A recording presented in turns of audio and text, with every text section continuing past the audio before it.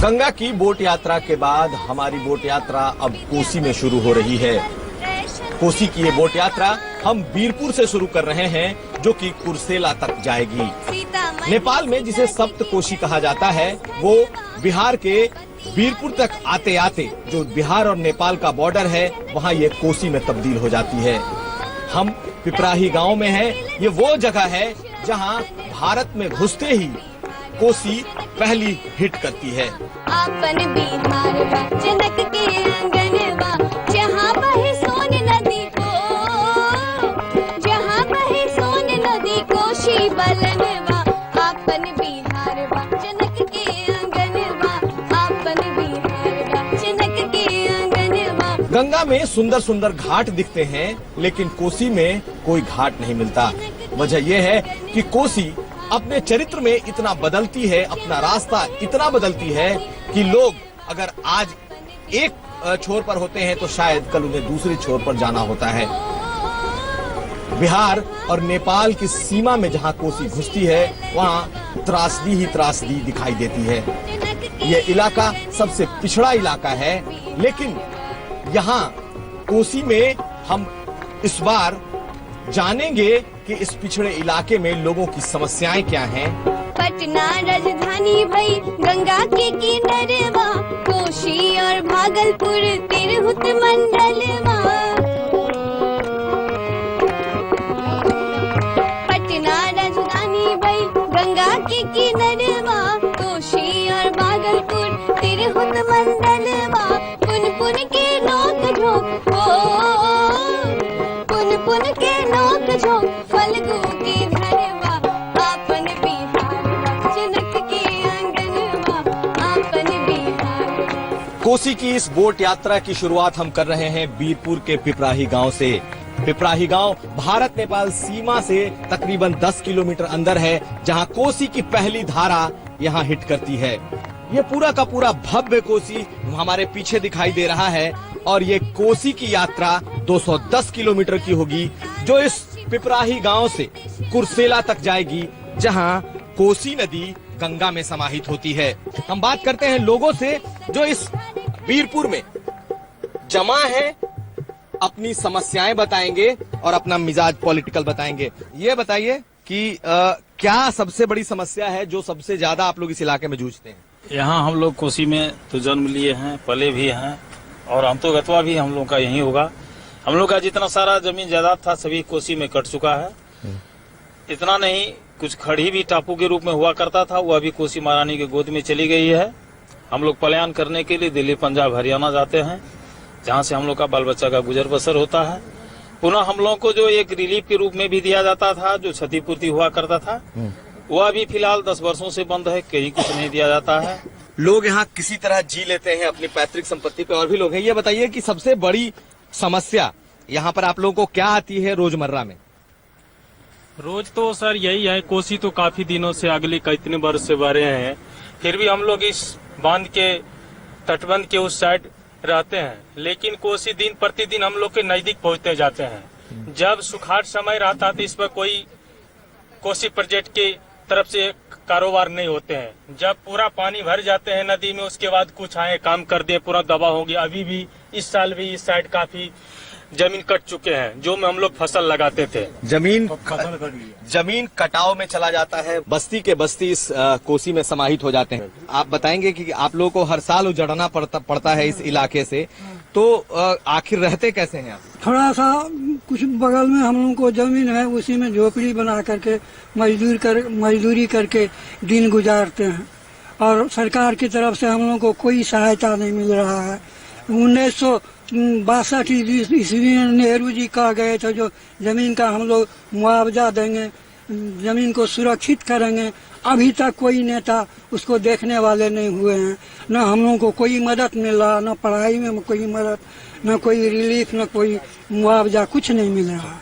आप लोग यहाँ किनारे में नाव चलाते हैं, इस नदी से पेट पालते हैं, क्या आप लोगों को दिक्कत होती है बाल बच्चों को लेकर, दवाई को लेकर के, पढ़ाई को लेकर के?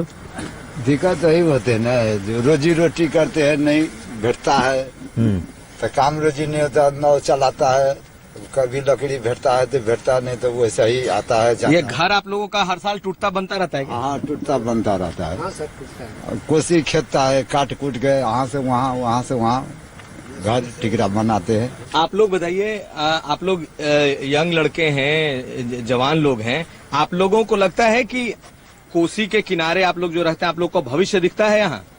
नहीं, वो भविष्य कैसे दिखेगा?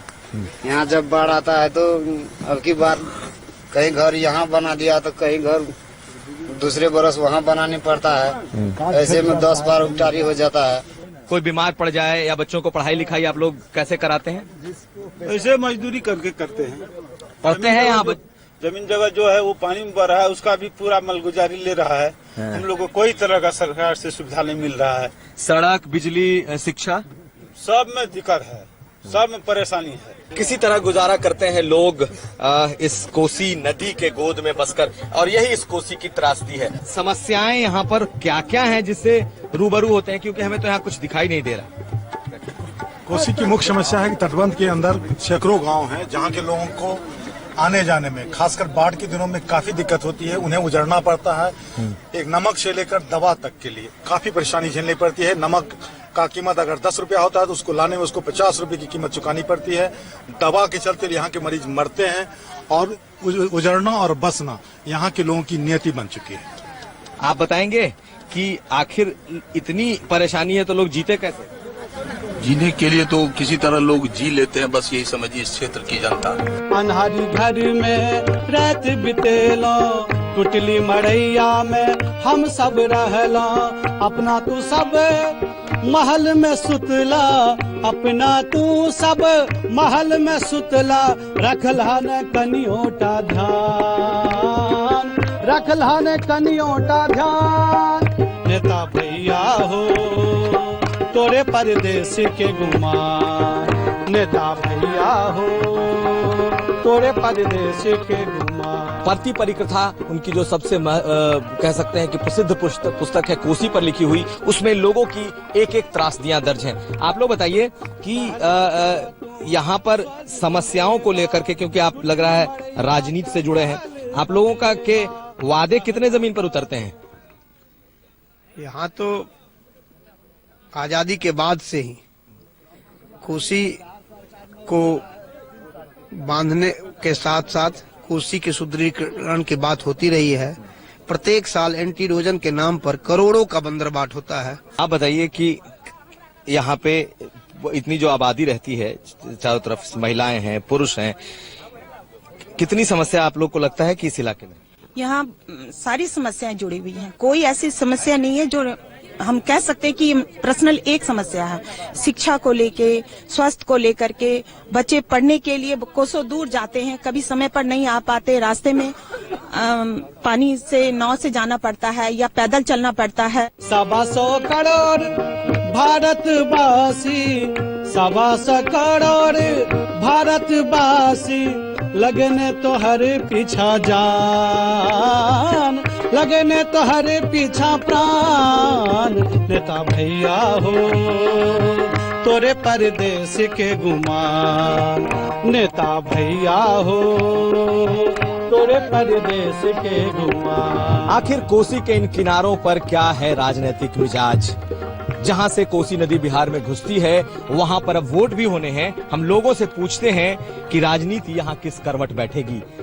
आप लोग इस इलाके में लंबे समय से समस्याओं और राजनीति दोनों को देख रहे हैं। क्या लगता है इस चुनाव में नेता भी आ रहे हैं, वोट भी मांगेंगे, क्या है लोगों का मिजाज? इस बार के होने वाले चुनाव में यहाँ पर महागठबंधन की सरकार आएगी। इसके पीछे की वजह? नीतीश कुमार का सुशासन, लालू नीतीश के राज को लोगों ने देखा है और उसकी दुर्दशा भी झेला है। भारतीय जनता पार्टी की सरकार को नहीं देखा है, इसलिए अब की बार भाजपा सरकार बनेगी। लेकिन 13 महीनों में कुछ ऐसा प्रधानमंत्री मोदी की तरफ से दिखा नहीं है। महंगाई बढ़ रही है और तरह तरह के जुमले बिहार में आ रहे हैं। महंगाई नहीं बढ़ रही है, डीजल के दाम घटी, पेट्रोल के दाम घटी, अभी 1.25 करोड़ का पैकेज दिए हैं भारत सरकार। ये सब भारतीय जनता पार्टी के लिए शुभ संकेत है। क्या आप लोग बताएंगे कि क्या होगा राजनीतिक मिजाज इस इलाके में लोगों का? एक बात तो देखिए, जब जब भारत में सरकार होती है तो बिहार में उसका अल्टरनेट सरकार होता है। अल्टरनेट सरकार का मतलब होता है कि भारत सौतेलापन बिहार होता है केंद्र से, और बिहार सरकार को नहीं मिलता है। जनता को भी चाहिए और हम ही नेता लोगों को भी चाहिए, केंद्र में और बिहार में एक सरकार होनी चाहिए कि तो सौतेलेपन हट जाए। नरेंद्र मोदी ने यहाँ पर आकर डीएनए पर टिप्पणी कर दी मुख्यमंत्री के कि उनके डीएनए में गड़बड़ है। उन्होंने 13 महीने में ऐसा कुछ नहीं किया है कि लोग को दिखे कि हाँ महंगाई बहुत कम हुई है। आप लोग को लगता है कि ये मुद्दे होंगे या फिर लोग बदलाव के लिए करेंगे? नहीं, देखिए, लोग बदलाव के लिए करेंगे। नरेंद्र मोदी जी जो काम कर रहे हैं अभी, ये प्रधानमंत्री हमारे समझ से सबको तो नहीं कर सकते हैं, कम से कम 50 साल पहले आना चाहिए था। हम और भी लोगों से जानते हैं कि क्या है उनकी राय। ये बताइए, लालू यादव और नीतीश कुमार इस बार मिले हैं, दोनों लगातार 17 सालों तक लड़ते रहे हैं, इस बार उनकी साथ लड़ रहे हैं, क्या फायदा होगा उनके आने का? ये लोग अपना आत्मविश्वास खो चुका है, इसीलिए महासंगठन किया है। नहीं तो एक लोग का आत्मविश्वास रहता तो ये महासंगठन, लालू हुआ, नीतीश हुआ, कांग्रेस पार्टी हुआ, सोनिया गांधी, ये सब महासंगठन खुद को अकेले इलेक्शन लड़ते हैं। ये सब आत्मविश्वास बीजेपी के सरकार होगा इस बार बिहार में, और बीजेपी का ही सत्ता फुल बहुमत से होगा। ये है इस इलाके का राजनीतिक मिजाज। लोग बिल्कुल दो खेमों में साफ तौर पर दिखाई दे रहे हैं। दूर दराज के इलाकों में मोदी के प्रशंसक भी दिख रहे हैं तो नीतीश के चाहने वाले भी। ऐसे में आने वाले वक्त में ये गठबंधन जीतेगा या फिर मोदी, ये चुनाव के बाद तय हो जाएगा। ये था हमारा बीरपुर का बोट यात्रा। बीरपुर के बोट यात्रा से हम अगले पड़ाव सुपौल की ओर जाएंगे और फिर वहां भी दिखाएंगे क्या है लोगों की राजनीति।